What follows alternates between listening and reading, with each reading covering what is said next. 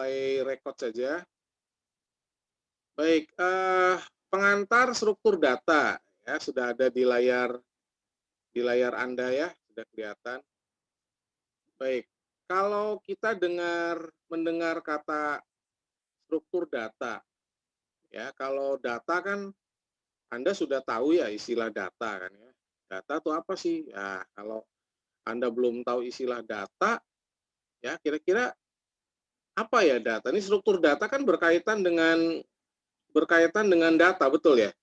Struktur data kan mata kuliah kita nih ada kata data di situ. Nah, yang perlu nanti Anda cermati bahwa banyak mata kuliah yang nanti berhubungan dengan data, ya, berhubungan dengan data. Nah, salah satunya adalah struktur data, salah satunya. Nanti ada sistem basis data, ya, sistem basis data. Di semester 3 itu ada sistem basis data. Jadi kita belajar tentang basis data. Nah, ini kita akan belajar struktur datanya, struktur datanya. Baik, ya. Ada yang bisa atau mau berkomentar nggak? Apa sih struktur data itu? Ya, struktur data itu apa ya? Ada yang bisa kasih masukan nggak? Kasih penjelasan. Struktur data itu apa? Ada yang mau berkomentar? Silakan. Datanya dulu deh, data. Data itu apa sih? Data itu apa ya? Silakan, bebas. So, 1-2 orang dulu kasih pendapat. Data adalah, menurut pendapat Anda saja, nggak usah googling cari data, definisi data nggak usah ya. Oh ya, itu kayak anak saya kalau ujian nggak belajar, pokoknya yang penting ada di Google lah. Gitu. Anak zaman sekarang ya, anak zaman sekarang kan gitu modalnya Google ya. Yang penting modalnya apa? Kuota gitu ya. Selama masih ada WiFi, dunia itu terang. Ya, begitu kuota habis, WiFi-nya macet, ya dunia jadi gelap. Gitu ya. Oke, apa nih data nih? Coba, data adalah, ya, kalau nggak ada yang jawab, saya random ya. Satu laki-laki, satu perempuan. Hati-hati. Kalau yang tidak merespon, berarti saya anggap tidak hadir. Nah, gitu ya. Oke, saya akan tanya ke Trivena Natalia. Menurut Vena, data itu apa? Halo, Ven, dengar saya? Iya, Pak. Oke, apa Ven? Menurut Vena, data itu apa-apa menurut kamu yang sederhana aja? Suatu pengamatan suatu variabel gitu, Pak. Apa-apa? Suatu apa?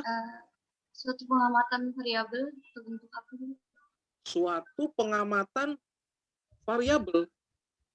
Diulangi, Iya. diulangi. Yang lebih sederhana, yang lebih sederhana. Jangan pakai kata-kata asing lah. Variabel, jangan pakai kata-kata kamu sendiri aja. Data itu apa gitu ya? Data. Pendeskripsian organisasi tentang suatu kejadian gitu. Deskripsi suatu kejadian. Oke, kejadian ya. Kata kuncinya kejadian berarti ya. Dalam kejadian pasti ada data gitu ya. Oke ya. Betul ya, satu kejadian ada data. Baik, sekarang saya ke yang laki-laki ya. Yang laki-lakinya kan banyak nih ya. Oke, saya akan nanya ke Ahmad Ali Fauzan. Selamat pagi, Fauzan. Iya, Pak. Oke. Ya. Menurut kamu data itu apa? Kumpulan teks atau angka, Pak. Sorry, kumpulan teks atau angka. Itu data. Ya. Oke. Nggak ada yang lain, hanya teks atau angka saja atau apa? Tadi Vena bilang kejadian. Kejadian itu menghasilkan data gitu ya. Ada datanya di situ. Ya, Teks atau bisa angka? teks, angka atau gambar, Pak. Oh, teks, angka, gambar. Kunci, nggak ada yang lain? Teks, angka, Itu, gambar. Pak, menurut saya sih. Oh, menurut kamu itu ya. Oke, jadi 3 ya. Jadi menurut Vena ada kejadian itu ada datanya. Kemudian Fauzan tadi bilang teks, angka, gambar gitu ya. Oke, ya semuanya betul ya. Yang dikatakan Vena betul, yang dikatakan oleh Fauzan betul. Coba nanti Anda cari ya. Coba nanti Anda cari data itu apa. Nah, dalam hubungannya dengan dunia informatika, data itu sesuatu yang bersifat digital, betul ya? Kalau berhubungan dengan informatika, data itu bersifat digital. Betul nggak? Digital, betul ya? Digital kan? Kan sesuatu yang nggak bisa kita pegang data itu. Kalau kita pakai laptop, Anda menggunakan gadget Anda gitu, saya nggak bisa pegang tuh data. Data tuh hanya bisa diolah, dilihat, Anda nginputin data dari secari kertas masuk ke dalam sistem, kemudian datanya diolah, kemudian menghasilkan informasi, kemudian ujung-ujungnya apa? Ya dipakai untuk pengambilan keputusan dalam bidang apapun. Contoh yang paling gampang ya, untuk mendapatkan nilai akhir Anda, saya butuh data apa? Kehadiran Anda. Saya butuh data apa lagi? Nilai UTS Anda. Saya butuh data apa lagi? Tugas-tugas Anda. Saya butuh apa lagi? Aktivitas Anda dalam perkuliahan. Ya, lalu saya butuh apa lagi? Saya butuh nilai UAS Anda. Nah, itu diolah tuh sama saya. Ya, menggunakan aturan parameter yang ada menghasilkan nilai. Grek, nilainya keluar. Kemarin ada dosen yang bingung ya, ada dosen tamu nih ceritanya ya. Saya nggak sebut namanya lah, bukan di Prodi TI sih. Suka curhat sama saya. Pak Petrus, iya kumahanya. Ada orang luar kota gitu, orang Sunda. Ini mata kuliah orang nilainya A semua. Udah alhamdulillah kalau A semua kan bagus saya bilangnya. Mahasiswa seneng tuh kalau nilainya A semua kan. Ya, tapi saya nggak yakin nilainya A semua. Tapi udah menurut sistem bukan, menurut aturan parameter bukan. Sudah Pak, duh ya kumanya saya bingung gitu. Kadang nggak rela ngasih A, oh dosennya nggak rela ngasih A. Ya kalau saya mah rela-rela aja saudara ya, kalau memang kapasitas Anda memang ada di posisi A ya saya kasih A gitu kan. Kalau ada di posisi B plus ya saya kasih B plus gitu. Kalau ada di posisi C minus ya saya kasih C minus gitu. Kan tergantung kapasitasnya. Tapi itu saya butuh data di sana. Lalu saya bilang, coba parameter atau komponen-komponennya diolah lagi, Kang. Saya bilang ya, yang lebih objektif. Oke, siap. Muncul tuh ada yang B akhirnya, saudara ya. Waduh, Bapak, berarti ada yang ngomong nanti ke saya, oh jahat, Pak Petrus sih harusnya nilainya A semua, jadi dosennya yang ketakutan memberikan nilai A. Semua satu kelas, kebayang ya, 30 orang A semua. Saudara. Kan jadi tanda tanya nanti, ini dosen ngajar apa enggak? Jangan-jangan nilainya nembak, gitu kan. Itu data ya. Nah, coba saya kasih tugas lisan Anda untuk cari lebih dalam gitu ya, mencari lebih dalam tentang data. Ya, datanya kita bicara datanya itu kan ada struktur. Kalau strukturnya apa ya? Kalau struktur tuh aturan gitu ya. Sebuah rancangan, struktur namanya juga. Struktur bangunan, nah kan gitu ya. Kalau data itu sifatnya sangat-sangat universal. Oke ya, cari tahu. Jadi next kalau misalkan ditanya lagi, data Anda udah ngerti data itu apa. Data tidak terbatas hanya pada teks, data tidak terbatas hanya pada angka, data tidak terbatas hanya pada gambar yang tadi Fosan sampaikan. Data tidak terbatas hanya hasil dari satu kejadian. Ya, data itu sangat luas. Segala sesuatu yang Anda lihat dalam real world, dunia nyata, itu bisa jadi data. Jelas ya? Ini saya ngomong nih, saudara. Saya ngomong nih, saya rekod. Ini data bukan? Data, jelas. Oke ya, cukup jelas ya? Baik, kita masuk lagi ya. Sekarang maksudnya supaya ngerti dulu gitu datanya. Ini kan di dalam di dalam PowerPoint-nya nggak ada menjelaskan spesifik tentang data ya. Makanya saya minta Anda untuk nyari ya tentang data. Tolong untuk dibaca ya. Google aja lah, Google pengertian data nanti banyak. Jangan cuma satu kali dapat, 2-3 kali supaya Anda bisa membandingkan definisi-definisi dari pakar tuh apa sih data itu ya. Sekarang kalau kita bicara data,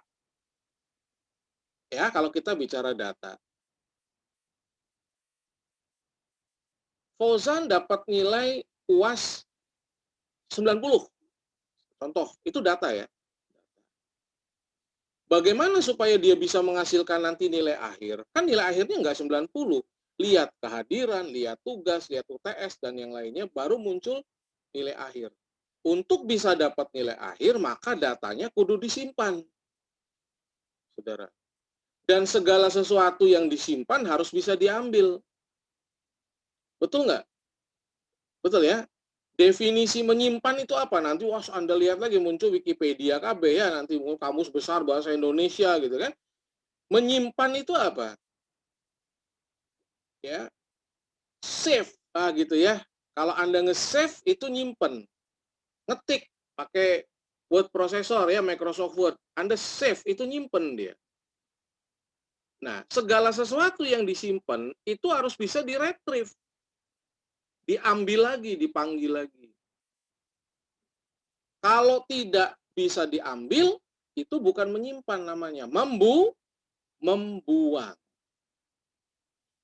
Kalau udah dibuang, udah hilang, kita nggak bisa ambil lagi. Tapi kalau disimpan, kita harus punya cara untuk retrieve-nya, ngambilnya. Betul ya? Oke. Sekarang gini, ya. Bayangkan kalau kita nyimpen data tidak di dalam sebuah struktur. Anda nih nyimpen data tidak di dalam sebuah struktur.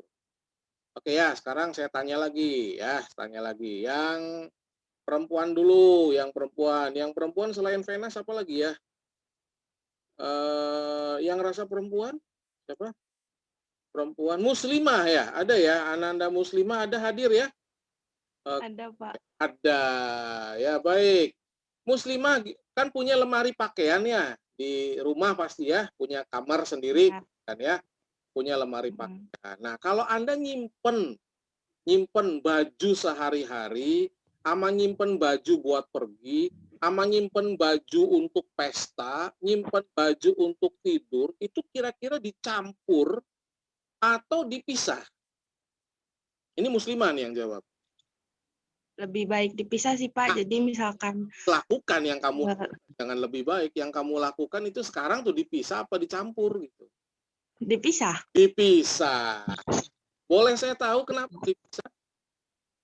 Karena lebih gampang ngambilnya. Misalkan kalau ada apa-apa tuh, Pak, jadi nggak terlalu susah juga. Oke, ya jawaban yang realistik ya.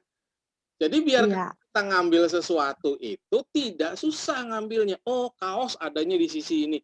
Istri saya kalau nyimpen baju, ya kalau saya ngambilnya geser dikit aja gitu ya. Padahal menurut saya sih, saya ngambil yang sisanya tuh masih rapi gitu ya. Dia bilang, mau aut-autan. Aduh, definisi aut-autan yang kayak apa? Nggak aut-autan yang kayak apa gitu ya. Kan apalagi anak saya kalau ngambil kaos yang di tengah brebet aja udah tarik kan atasnya amburadul, ngamuk mamanya kan. Ngambil gimana gua segitu kayak kandang sapi kan gitu. Ya. Padahal kita udah punya struktur. Nah, itulah tujuan kita bikin struktur data. Jelas ya, Saudara ya? Kalau saya masukin nilai nih, bayangkan aja kalau Anda bikin di Excel tuh, Anda bikin di Excel ya, masukin nilai, itu kan pakai rumus ya. Ini kita nggak ada mata kuliah PTI sih ya tahun Anda nih. Kalau tahun yang lalu masih ada PTI sih, masih ngajarin Excel. Ya, saya godok tuh mereka tuh digoreng, digodok gitu ya. Banyak yang pelangap-longo juga, Saudara. Ya, sekalipun udah sering pakai Excel, banyak yang nggak ngertinya. Ya, mudah-mudahan Anda udah hebat semua nih Excelnya ya. Karena itu nanti di kerjaan pasti dipakai ya, diasah terus. Baik ya. Bayangkan Anda masukin nilai asal aja. Nggak ada kolomnya tuh, Saudara. Nama di kolom B, nanti masukin nama lagi di kolom C, saya masukin nama lagi di kolom E, balik lagi ke B, dan nggak beraturan, random. Itu tidak akan bisa diolah. Ya, oke. Nah, istilah di dalam pemrograman, apakah nanti Anda menggunakan kamusnya Python, JavaScript, dan sebagainya, itu akan mengenal apa yang namanya list atau daftar. Ya, lebih kerennya lagi itu istilahnya larik atau array. Nah, gitu ya. Pernah dengar array ya? Barangkali ada yang belum pernah dengar array, ini saya baru ngomong array. Array itu larik. Larik ya, Saudara ya. Jadi sebuah tempat yang sudah terbagi-bagi, ada indeksnya, ada ruangnya, ada nomor ruangnya, dan itu bisa diisi data. Tujuannya apa? Supaya kalau saya nge-save, ada lokasinya, dan saya ngambil, saya tahu lokasinya. Jelas ya? Nah, sekarang saya gambarkan dengan struktur data yang kita hubungkan dengan sistem dunia nyata real world. Gitu. yang Anda gunakan di luar lingkup. Tadi kan saya bilang ya, data dalam komputer itu kan digital sifatnya. Digital. Anda nggak bisa pegang datanya, tapi saya bisa lihat. Nah, supaya bisa dilihat dengan teratur, itulah perlu namanya struktur data.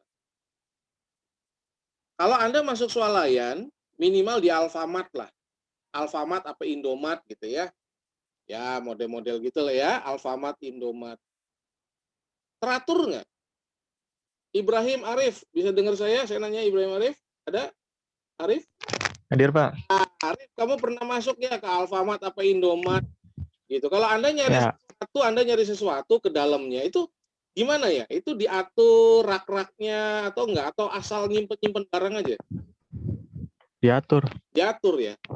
Ya. Kebayang ya, Rif ya, kalau nggak diatur, aku nyari Indomie, ya Susah nyarinya, Pak. susah nyarinya gitu ya. Masa Indomie dicampur sama obat nyamuk kan gitu ya, kan rasanya rasa hit nanti ya. Indomie Rebon. Ya. Toko yang punya cara, thank you ya, Iya, Pak. sendiri punya cara untuk naruh urutan. Nah, itulah namanya struktur data. Gitu. Cukup jelas ya struktur data ya. Next lagi. Nah, cara makainya bagaimana? Sedikit tadi sudah saya singgung-singgung. Yang pertama adalah kita nginput. Data tuh bisa diinput. Kalau Anda nginput data, hati-hati nih ya, ini saya nginput data, memasukkan sebagian besar berkaitan dengan bagaimana data diterima. Informasi apa yang bisa dimasukkan? Apakah data baru akan ditambahkan ke awal, akhir, di tengah? Ya, ini harus kita tentukan, saudara. Saya mau nambahnya di mana nih? Di awal, di tengah, di akhir, ya kan? Atau data yang sudah nggak dipakai mau saya buang ke recycle bin, mau saya mustahkan gitu kan?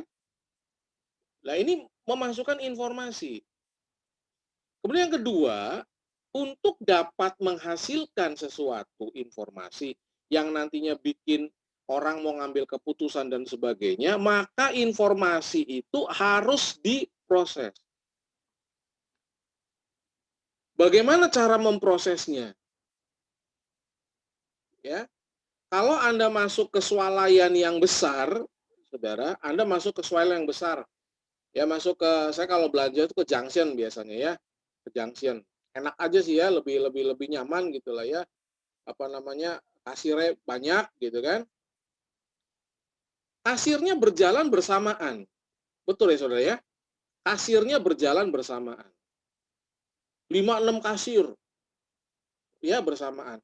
Ada nggak? Pernah nggak Anda lagi transaksi kemudian Anda di kasir 5 nih. Kasir 4 belum keluar. Kasir 5 bentar ya, gua dulu nih. Ya, saya lagi scan kartu kredit nih.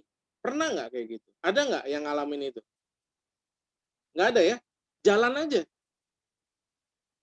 Kebayang nggak sama Anda? Gimana struktur data dalam sistemnya? Kok bisa berjalan bersamaan? Kebayang nggak? Yang namanya Anda beli tiket secara elektronik, bukan cuma di Cirebon, seluruh Indonesia melakukan transaksi yang sama. Gimana cara memproses informasi? Nah, itulah kenapa data harus dibuat struktur. Jelas ya? Udah ya? Oke. Kemudian apa? Maintaining. Wah, gitu ya. Maintaining kan apa? Maintaining itu pemeliharaan data, ya bagaimana supaya strukturnya itu datanya aman, bagaimana supaya bagian-bagian data tidak hilang, bagaimana supaya memorinya itu hemat, saudaranya memorinya nggak boros. Memori itu kalau Anda nggak bisa bikin struktur yang baik, itu akan boros. Memori itu akan boros ya. Kemudian bagaimana apakah data yang sudah disimpan bisa diambil lagi oleh Anda? Lah ini kan jadi pertanyaan nih. Jadi pertanyaan, bagaimana Anda bisa membuat atau melakukan proses dalam sebuah struktur data. Jelas ya? Nah, kalau Anda lihat di bawah ini kan ada retrieve ya, untuk menemukan dan mengembalikan data yang disimpan. Gimana cara ngambilnya? Ya. Langkah apa yang perlu dilakukan oleh struktur data buat dapat informasinya kembali ke kita lagi, bisa dapat dilihat lagi. Kita kan taunya kalau ngetik NIM, wah muncul NIM Anda. Wah, itu yang bikin strukturnya mikir tuh, saudara. Ya, gimana ya caranya supaya seperti itu? Nah, begitu ya. Oke. Nah, sekarang bagaimana cara memilih struktur data yang terbaik? Ya, nanti ini dibaca lebih detail ya, saudara ya. Lebih detail. Memilih struktur data terbaik. Karena pas struktur data beda kasus, maka struktur datanya harus berbeda. Ya. Kalau Anda milih struktur data yang salah, dapat mengakibatkan kode lambat, lemot, nggak responsif. Ya, jadi hati-hati. Penting untuk mempertimbangkan faktor saat Anda bikin keputusan. Yang pertama gini ya, buat apa struktur datanya? Ya, mana yang paling cocok? Apakah Anda mau nyari, mau men-sorting, ngulang data? Ingat, pertemuan algoritma ada apa? Ada perintah pengulangan ya, while, balik lagi, ngambil lagi, dan sebagainya. Mana yang paling cocok? Ya, kemudian apakah Anda butuh kontrol terkait memori? Ini penting sekali. Ya. Berapa lama dibutuhkan oleh struktur data yang berbeda menyelesaikan berbagai tugas relatif? Kenapa? Dalam satu aplikasi itu bisa jadi database-nya lebih dari satu. Google tuh nggak hanya punya satu database, saudara ya, banyak database-nya. Baik ya. Nah, kemudian sekarang kita akan coba melihat array ya, Array itu apa ya? Gambaran data kalau disimpan ke dalam satu struktur tuh gambaran sederhananya seperti ini nih. Ya, saya punya larik. Ya, larik tuh kayak lembaran kertas tuh, saudara ya, larik. Ya, larik ya, array. Array itu punya identitas. Identitasnya pakai indeks. Nah, karena kita nanti pakainya Python ya, menggunakan Python, nah indeks itu akan dimulai dari angka 0. Indeks ke 0, indeks ke 1, indeks ke-2, indeks ke-3, indeks ke-4, dan seterusnya. Ya. Lalu setiap array itu punya nama.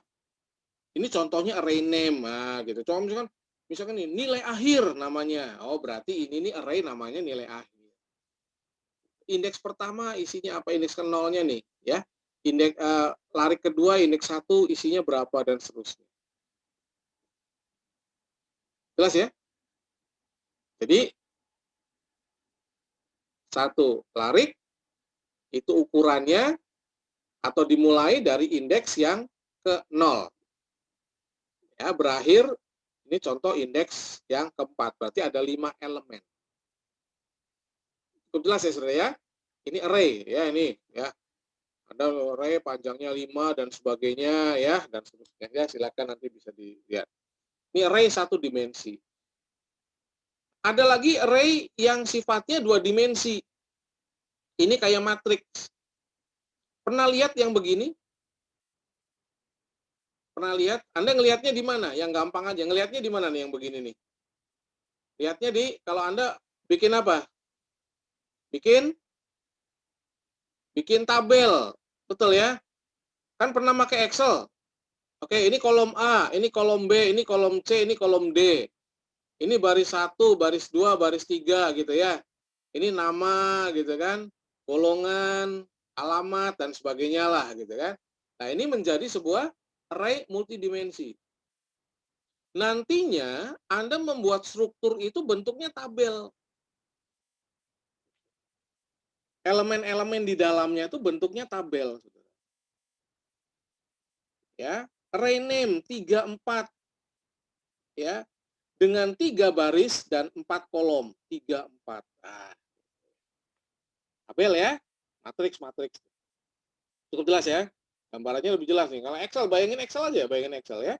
Anda bayangin Excel, otomatis Anda akan kebayang dengan yang namanya array multidimensi.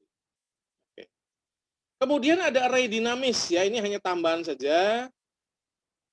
Ya, array dinamis itu bagaimana kalau Anda mengalokasikan memori ya selama mengeksekusi program. Jadi tujuannya supaya memori itu nggak terbuang. Nah, ini kalau kita lihat dukungan array untuk berbagai pemrograman, kita ngelihatnya yang Python ya, karena kan kita pakainya Python nih.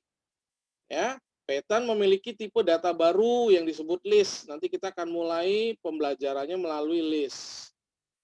Ya, nanti ada list, ada set, ada dictionary gitu ya. Ini untuk dukungan array-nya ya. Oke, ternyata sudah selesai. Nggak banyak-banyak ya. Saya di slide pertama, di pertama saya nggak banyak-banyak. Tujuannya supaya Anda memahami dulu apa sih yang namanya struktur data itu. Kalau Anda sudah tahu yang namanya struktur data, baru kita bisa bicara lebih jauh tentang fitur apa saja yang bisa dilakukan oleh Python untuk mengolah struktur data tadi. Baik, ini sudah ada di bagian akhir. Saya tanya dulu apakah ada yang kesulitan dalam melakukan scan kehadirannya. Nggak ada masalah ya. Mudah-mudahan nggak ada masalah nih, saudara. Ini coba saya refresh dulu, soalnya sistemnya juga kadang-kadang rada lemot juga nih. Saya refresh. Ya, tuh diem aja ya, saudara ya. Jadi agak-agak juga nih. Aman semua ya? Ini ada 25 orang aman semua, bisa ngakses semua hari ini. Ada yang kesulitan atau bagaimana? Silakan bisa nanti nanya ke yang lain yang sudah berhasil melakukan proses scanning. Ya, yang berhasil melakukan proses scanning ya. Bentar nih saya mau cek dulu ya, mudah-mudahan bisa ya. Nah, ini yang hadirnya di baru berapa nih?